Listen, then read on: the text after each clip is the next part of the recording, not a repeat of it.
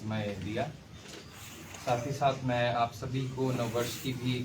शुभकामनाएं देना चाहूँगा और समस्त युवा साथियों को भी, जो भी हमारा, जैसे कि आपको पता है कि अभी यूथ कांग्रेस के हाल ही में इलेक्शन हुए हैं और एक नई शुरुआत के लिए हम सभी को इसमें जो नवनिर्वाचित होके आए हैं भाई, उनके साथ हमने ये प्रेस कॉन्फ्रेंस का हमने लिया था कि हम किस तरीके से आगे जो यूथ कांग्रेस की कार्यशैली रहेगी वो किस प्रकार से होगी। तो मैं आपके मीडिया चैनल्स के थ्रू इन सभी भाइयों को भी बधाई देना चाहता हूं जो नव निर्वाचित होकर आए हैं। साथ ही साथ यहाँ पर हमारे जो पहले प्रेसिडेंट रहे हैं विभिन्न क्षेत्रों से, वो भी आज हमारे साथ हमारे बड़े भाई मौजूद हैं। जैसे सरकाघाट से अखिल जी, द्रंग से हमारे बड़े भाई मनोज जी, साहिल ठाकुर जी जो इस बार भी स्टेट के जनरल सेक्रेटरी नियुक्त हुए हैं, और यहाँ पर और भी भाई जो जोगिंद्रनगर से हैं साहिल जी, जो हाँ जी, चंद्र कौशल जी हमारे नाचन विधानसभा से, दिनेश पटियाल जी, कपिलेश राणा जी, रुपेश भाई जो इस बार द्रंग कंस्टिट्यूएंसी से नियुक्त हुए हैं, दिनेश पटियाल जी ये भी स्टेट जनरल सेक्रेटरी के लिए नियुक्त हुए हैं, हमारे पवन भाई साहब करसोग से ताल्लुकात रखते हैं, और हम सभी भाइयों ने पहले भी एक साथ यूथ कांग्रेस में काम किया है। और ये प्रेस वार्ता इसीलिए है कि हमारी जो यूथ कांग्रेस का संगठन है ये पहले भी एक था और आज भी एक ही है, और हम हमेशा सब भाई एक साथ मिलकर ही काम करेंगे। और जो पहले भी हमारे सीनियर जिनकी उम्र 35 से ऊपर हो चुकी है, हम तो चाहेंगे कि हमारा मार्गदर्शन इसी तरह से करते रहें। और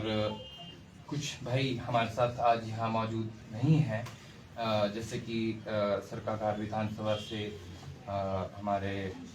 राठौर जी, और हमारे ये धर्मपुर से विशांत भाई साहब, उनके वहाँ थोड़ी सी मिस हैपनिंग हुई है। जैसा कि धर्मपुर के हमारे MLA साहब हैं, तो उनके फादर जी का देहांत हुआ है, तो वो इस कारण यहाँ नहीं आ पाए। मगर मैं उन सब भाइयों का भी धन्यवाद करता हूँ कि उन्होंने हम सबका इस यूथ कांग्रेस में और मुझे डिस्ट्रिक्ट प्रेसिडेंट बनाने में सहयोग किया, और मैं उनकी हर उम्मीदों पे खरा उतरने की पूरी कोशिश करूँगा। बाकी आप सब पत्रकार बंधुओं से गुजारिश है, अगर आपका कोई भी प्रश्न, कोई भी सवाल हो तो आप हमसे कर सकते हैं। युवा कांग्रेस नई पीढ़ी की है कांग्रेस की जी, इसमें ऐसा लग रहा है भी कि जो पुरानी पीढ़ी के नेता हैं उन्हीं के बेटे आगे आए हैं, तो क्या ये मतलब परिवारवाद को की जमीन को पुख्ता करना चाहते हैं आप लोग क्या? सर ये बात तो आपकी, जैसे आप किसी भी लेवल में देख लीजिए, अब आप पत्रकार हैं तो बहुत कुछ आपके जो बच्चे होंगे वो आपको सिर्फ देख के ही सीख जाते होंगे, चाहे वो आपकी निष्ठा किसी से प्रश्न पूछने की हो, या जो आपका निष्पक्ष भाव है, जो आपका, क्योंकि हम तो समझते हैं कि जो पत्रकारिता है वो एक मतलब कि एक स्तंभ है डेमोक्रेसी का। और सीधा सवाल अभी परिवारवाद को बढ़ावा दे रहे हैं वो सर, ये एक डेमोक्रेटिक इलेक्शन था, एक डेमोक्रेटिक इलेक्शन था जिसमें ये कोई अपॉइंटमेंट नहीं हुई है, मैं नियुक्त नहीं हुआ हूँ, या कोई भी यहाँ पे जितने भाई सिलेक्ट होके आए हैं, they are not selected, we all are elected. ये इलेक्टोरल प्रोसेस से हुआ है जिसमें लोगों ने अपने आप अपनी सहमति से वोट किया है, और इस प्रोसेस का मैं अपने आप को सौभाग्यशाली मानता हूं कि ये इतनी अच्छी प्रोसेस थी कि युवा कांग्रेस को मौका मिला 35,000 जो के आसपास जो हमारे वैलिड वोट हो पाए, उन सब 35,000 आदमी के पास हम बकायदा खुद इंडिविजुअली उनसे गए, उनके साथ मिले, तब जाके हमको वो उन्होंने वोट किया है। और इसकी मैं प्रक्रिया की आपको एक और बात बताऊं कि ये जो प्रोसेस थी ये इतनी लंबी थी